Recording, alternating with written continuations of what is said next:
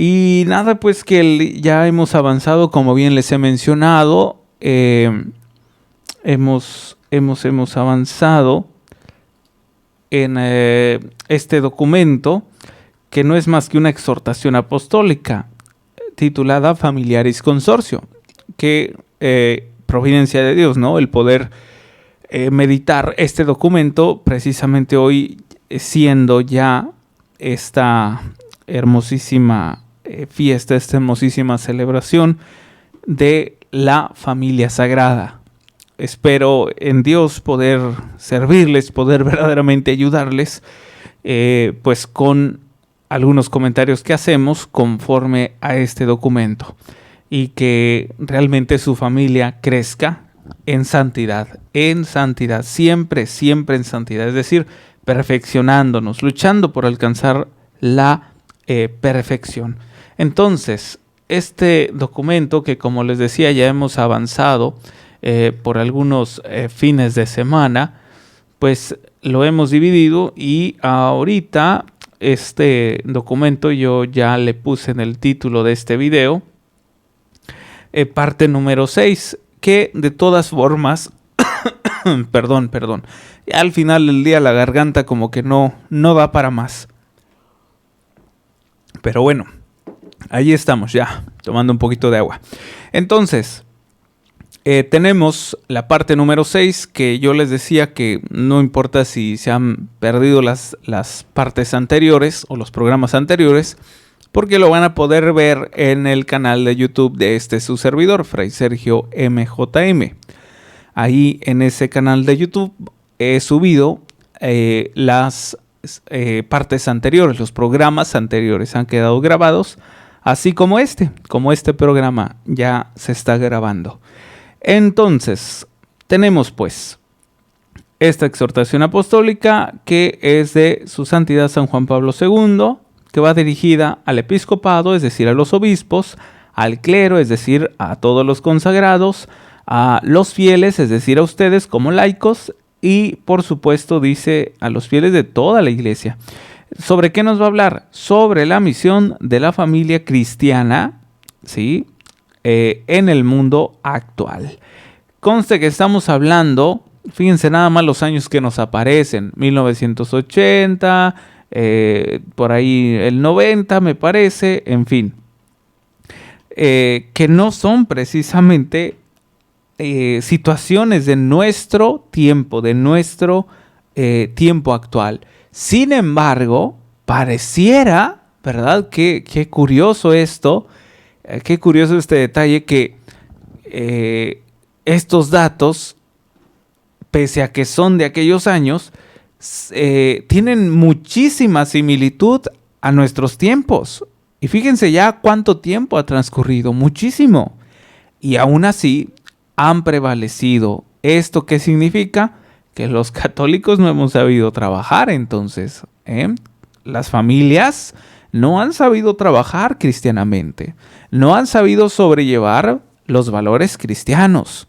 Esto es lo que significa. Si un problema prevalece en una sociedad, ahora cambiándole palabra sociedad, si un problema prevalece en nuestra Santa Madre Iglesia, es porque obviamente no se ha solucionado y obviamente no hay quien lo solucione. Entonces, tenemos por ahí cristianos un poco flojos, Tenemos por ahí cristianos que no están trabajando, que están por ahí nada más dando vueltas en círculos, y por lo regular son aquellos que nada más se fijan en sus problemas, en que hay mi enfermedad, es que como sufro, pobrecito de mí.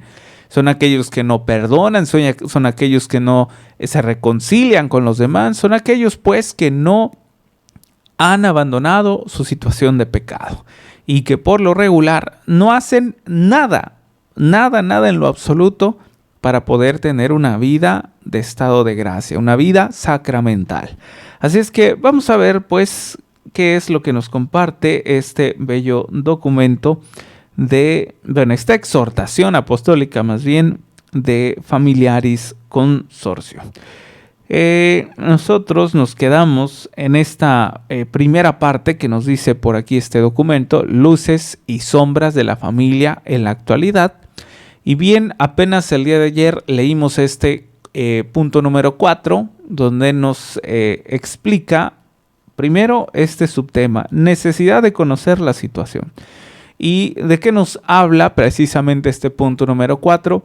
De que es importante, es necesario que la familia y la iglesia conozcan la situación en la que vivimos, conozcan el contexto social en el cual nos desarrollamos, porque si no conocemos el tiempo actual en el que vivimos, nunca vamos a aprender a poder enfrentar ciertas adversidades.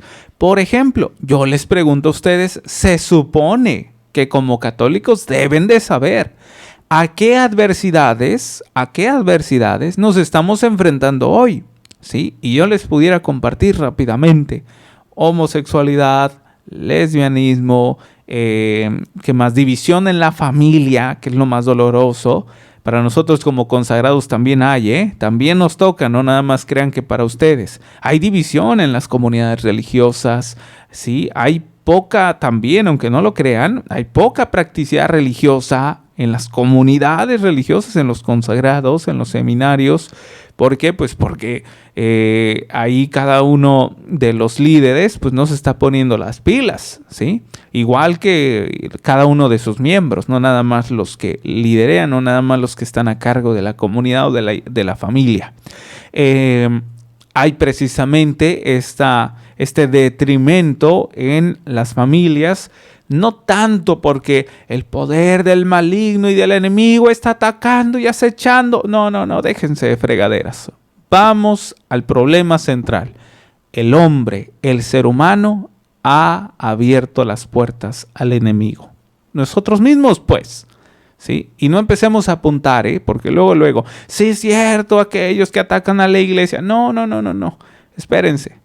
Aquí el principal enemigo muchas de las veces somos nosotros mismos, porque nos dejamos llevar por la debilidad, por el enojo, por el sentimentalismo, en fin. Y somos nosotros mismos, pues, quienes le damos el permiso para que entre las acechanzas o el mismo Satanás, ¿sí? Entonces, es importante conocer, ser consciente, pues, de quién es tu enemigo. No nada más le echemos la culpa, ¿verdad?, a Satanás y a las diferentes adversidades. Como decía un sacerdote que nos impartía clase en la Facultad de Filosofía, nos decía, ya déjenlo, pobrecito, pobre Satanás, déjenlo ya, hombre, ¿verdad? Todo lo que hacemos es que Satanás me atacó. Pues sí, pero ¿quién le abrió las puertas, verdad? Pues sí, pero ¿quién fue débil? Entonces, no caigamos solamente en satanizar todo. También aprendamos a reconocer nuestros errores, ¿sí? Nuestros fregadazos que solito nos damos. Entonces, hay que aprender a poder reconocer quién es el enemigo y en qué situación nos estamos desenvolviendo, ¿sí? ¿Quién está detrás de todo esto? Sabemos que es Satanás, pero también debemos de aprender a ver claramente quién le está siguiendo los pasos, ¿sí? ¿Quién le está siguiendo los pasos? Si nosotros no le estamos siguiendo los pasos, bueno, pues entonces, ¿qué estás haciendo para que los demás no le sigan los pasos? Es decir, estás viendo que tu prójimo es débil en el enojo, por ejemplo, y lo haces enojar, pues, oye, ¿en qué estás ayudando? ¿Sí? Entonces, muchas de las veces, pues, vamos a toparnos con este tipo de aspectos en el cual debemos de conocer plenamente a qué adversidad, a qué circunstancia estamos pasando, estamos viviendo o estamos de alguna otra manera desarrollando en nuestro contexto de vida cristiana y social. ¿Qué nos dice? Vamos ahora sí con este siguiente punto. Después del, es continuación del número 4. Nos dice lo siguiente. Dice, este conocimiento constituye, consiguientemente, una exigencia imprescindible de la tarea evangelizadora. En efecto, es a las familias,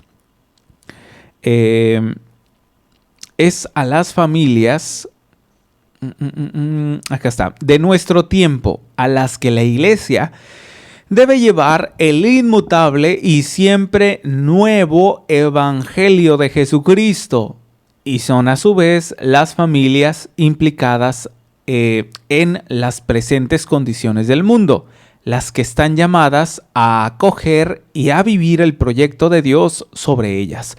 Hasta aquí voy a dejar este pequeño, aquí vamos a dejar un pequeño, una pequeña pausa. Espérenme tantito, déjenme explico esta parte de este párrafo.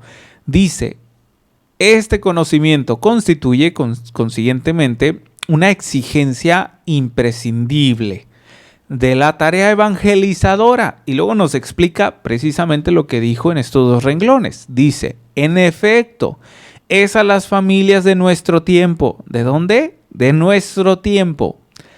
A las que la iglesia debe llevar la inmutable, es decir, sin mutación, sin confusión, sin irrupción, ¿cómo les diré? Sin mutar, pues sin deformar, ¿sí? Es decir, tal como está, sin cambiarle nada. Y siempre nuevo evangelio, es decir, la palabra de Dios. Imagínate que a estas alturas, después de muchos siglos, ¿sí? Después de más de 2000 años, que nuestros, por ejemplo, los padres de la iglesia y hasta nuestros tiempos han sabido cuidar, velar, vigilar esta palabra que en un principio estaba simplemente por hablada de manera oral, y ahora que la disfrutamos escrita, bueno, quienes la disfruten, porque hay muchos que aunque la tengan no la disfrutan. Me refiero a la Biblia, ¿sí? Aunque la tienen en su casa, la tienen pero bien empolvada. Y quienes la tienen y sí la utilizan, pues mis más felicitaciones, mis máximas felicitaciones. Entonces, esta palabra que nadie puede modificar, hace más de 2000 años que la tenemos y sigue siendo nueva, ¿sí? Yo les había compartido en algún momento esta palabra de Dios, aunque ya lleva más de 2000 años, aunque su editorial, imagínate nada más, este conjunto de libros que su editorial ya fue hace tiempo, pareciera que el autor de alguna otra manera, no pareciera, es, ¿verdad? El autor está vivo todavía. Imagínate nada más. ¿Qué autor tú has conocido de algún libro X, no nada más o no necesariamente católico, cristiano, que se te venga a la mente algún libro, cual sea? ¿Qué autor de algún libro ha vivido más de 2000 años? Pues es una absurdez, ¿no? Es una tontería. Claro que no. Nadie más puede hacer eso. Solamente Cristo, ¿sí? Imagínate nada más. El autor de este libro todavía vive. Y este libro fue escrito hace más de 2000 años. Así es que, ¿qué tan nuevo es que cuando se te proclama o tú lo sabes escuchar o interpretar, qué tan nuevo es que se aplica muy fácilmente a tus vivencias, a lo que tú vives, a tu día a día, a tu vida cristiana y cotidiana, ¿sí? O sea, ¿qué tan nuevo es que cuando estás pasando por algo y Señor, por favor, dame una respuesta, escuchas la palabra de Dios y parece que el sacerdote, ¿verdad? No es el sacerdote en realidad, es el Señor mismo quien habla. Parece que la lectora que pasó a leer la primera, la segunda lectura o quien salmodió el salmo, pareciera como si realmente estuviera, pero mira, como anillo al dedo. Es decir, que te queda perfectamente. ¿Por qué? Porque estabas buscando una respuesta del Señor y por medio de su palabra se te dio. Y es precisamente eso. No es coincidencia, olvídate. En nuestra fe no existen ni las coincidencias, ¿sí? Ni las supersticiones. Esto es resultado de la providencia de Dios, de la viva palabra, es decir, de un Cristo vivo que te está hablando todos los días. Y qué mejor que a través de su palabra, es decir, esta palabra que proviene del Padre y que la pronuncia el Hijo, ¿sí? Y que por ello nosotros la debemos de escuchar, es necesario. ¿Quién de nosotros, por ejemplo, se aventuraría, no lo sé, en un campo de guerra o en una situación montañosa de escalar o de excursión, ¿no? Como lo hacen muchos por allá, deportistas en Alaska o yo qué sé, ¿no? ¿Quién se aventuraría a este tipo de misiones, pero que de alguna otra manera el guía que te va conduciendo, que te va dirigiendo, no sepa el idioma que tú sabes, o que a lo mejor, no lo sé, lleves audífonos, o que por ejemplo lleves tapados los oídos por el frío, a lo mejor con unas orejeras, y que no escuchen las instrucciones de aquel que va dirigiendo, del dirigente. Pues olvídate, ¿sí? No vas a llegar, no lo vas a entender. Es necesario escuchar, saber interpretar a aquel que me conduce, a aquel que me dirige, ¿sí? ¿Cuántas de las veces te has subido a un avión, te has subido a un barco, te has subido a un simplemente camión de transporte que te lleva a X lugar, a cual sea de los lugares, a cual sea de tus destinos? ¿Y cómo es de que muchos de los pasajeros en cualquier ámbito, sea avión, sea barco, sea carro, cómo muchos de los pasajeros confían en el chofer?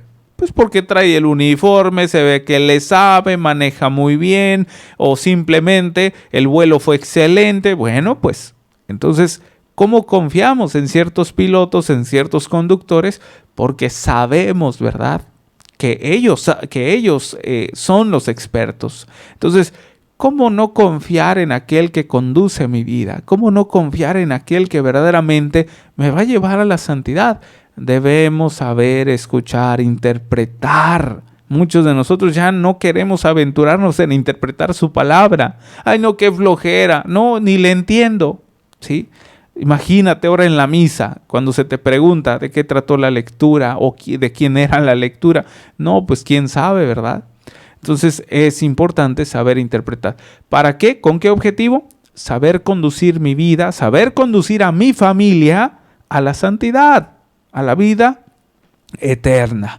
Luego nos dice el nuevo evangelio de Jesucristo, y son a su vez las familias implicadas en las presentes condiciones del mundo. Presentes condiciones del mundo. ¿Cómo puede realmente una familia sobrellevar diferentes adversidades sociales, familiares, personales?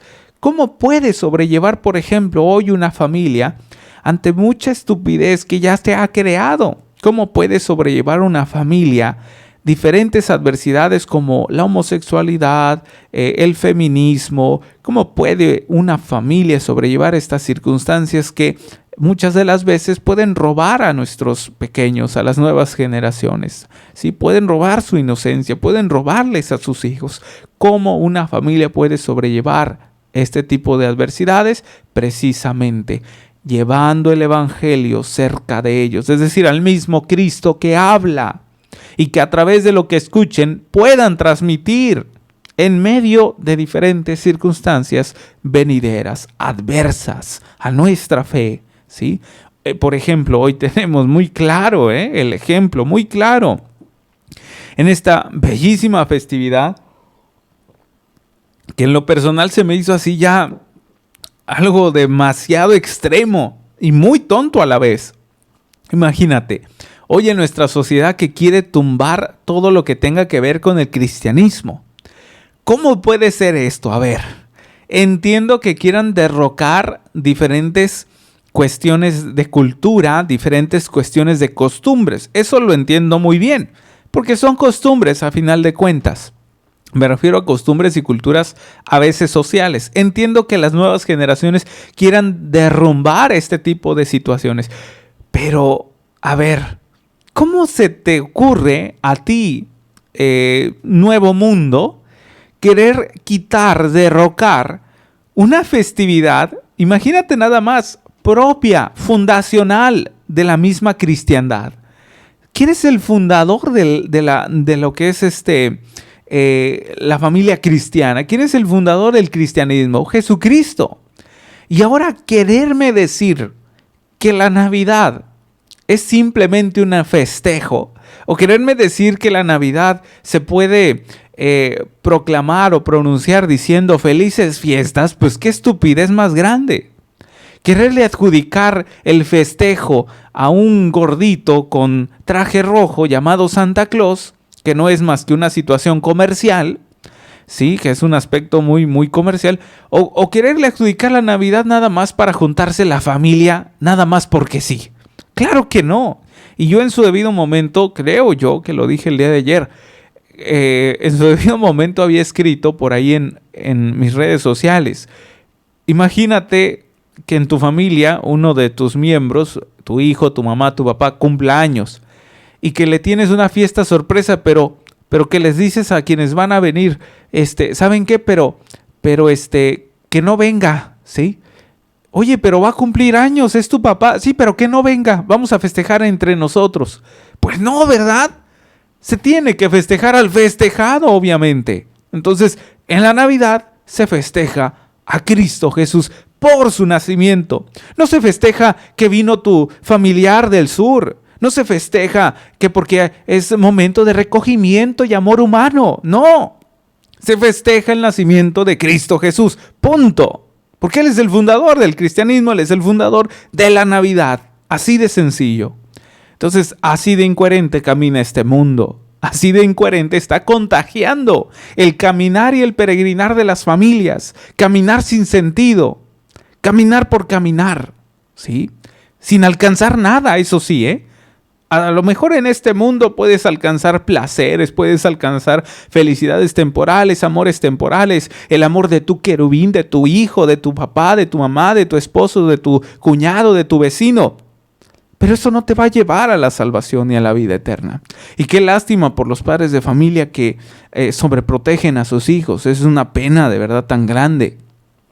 Porque muchos piensan que van a durarle para mucho tiempo.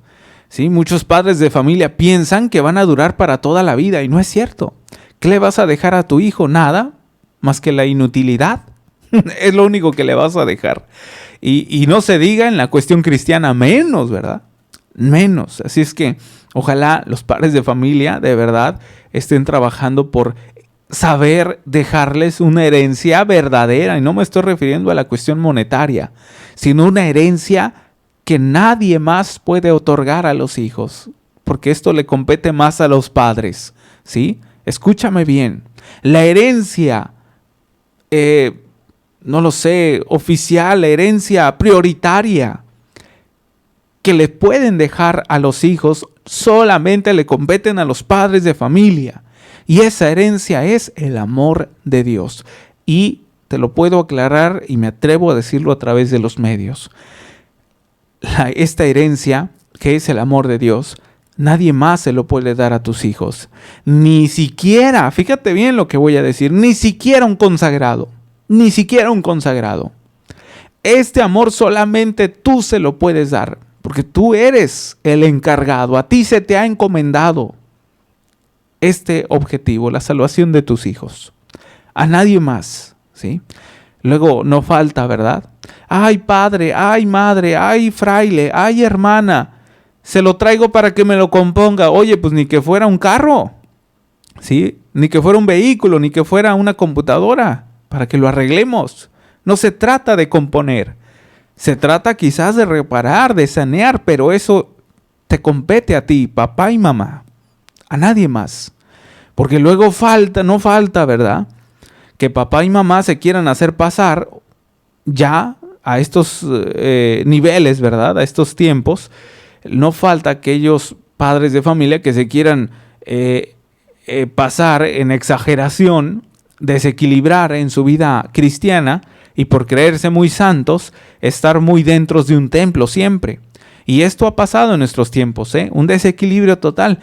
Los consagrados quieren ser padres de familia y se quieren salir. Los padres de familia quieren ser casi como consagrados y se quieren meter al templo. No es así. Dios nos ha llamado por esta distinción de vocación.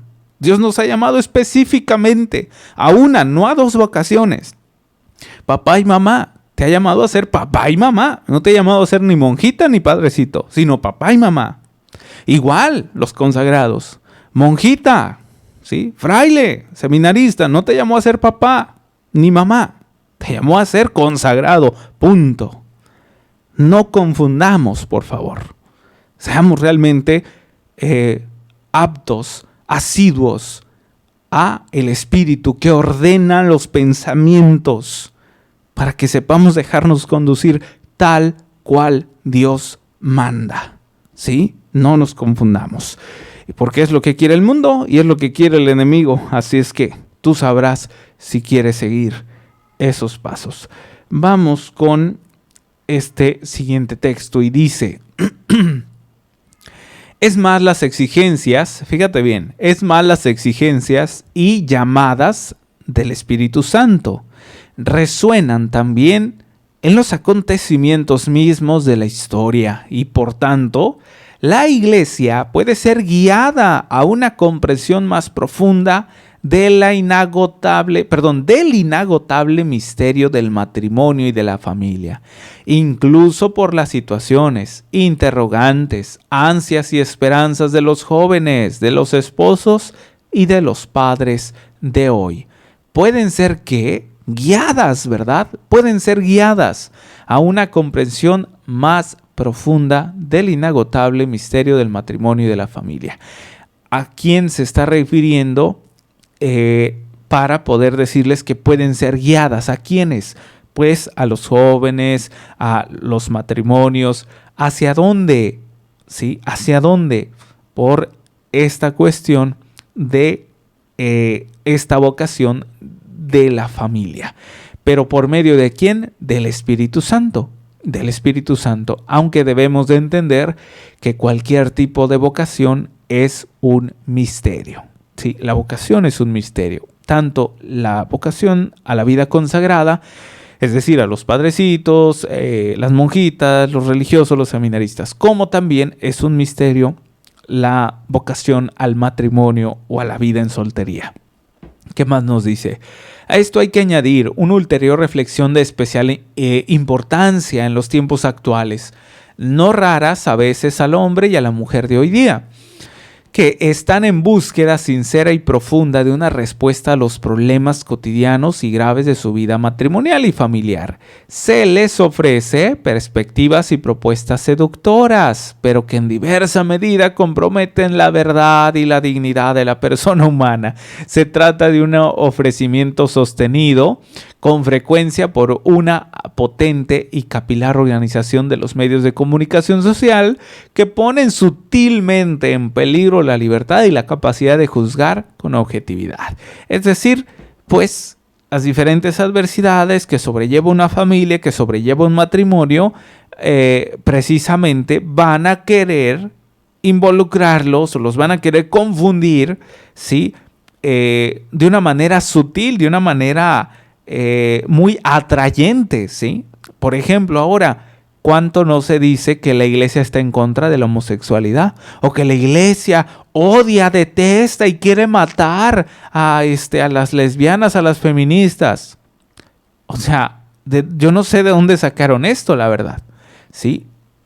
Aquí hay algo muy claro. Cristo mismo ha sido muy claro. Siempre ha demostrado Cristo ser un buen pastor e ir por sus ovejas. ¿Para qué va por sus ovejas? Te pregunto yo. ¿Para qué Cristo pone el ejemplo del pastor?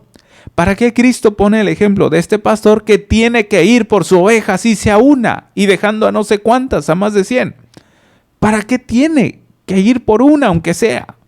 ¿Por qué la importancia, la referencia de hacer mención que por menos una oveja tiene que ir? ¿Cuál sería el sacrificio? ¿Cuál es lo importante aquí?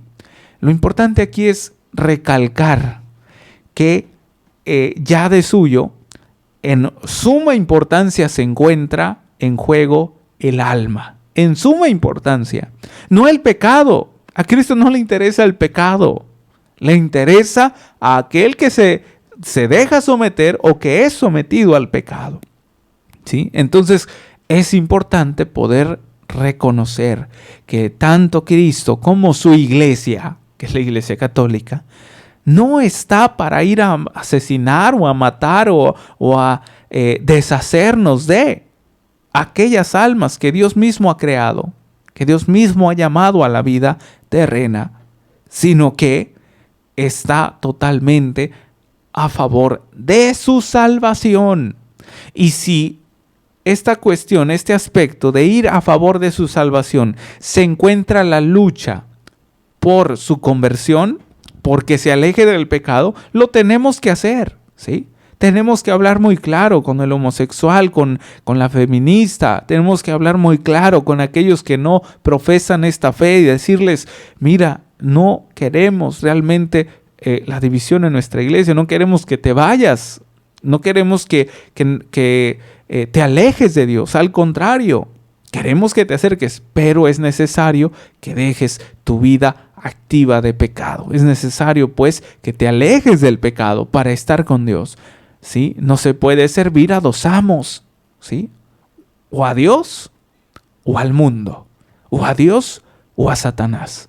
Tenemos que ser claros en esta parte. Entonces, pues es lo que nos compete, no solo como una familia particular, familia, me refiero a esta familia, ay, se me fue su nombre. Bueno, a la familia de cada uno de nosotros de sangre, sino a la familia también que nos corresponde como iglesia, como comunidad.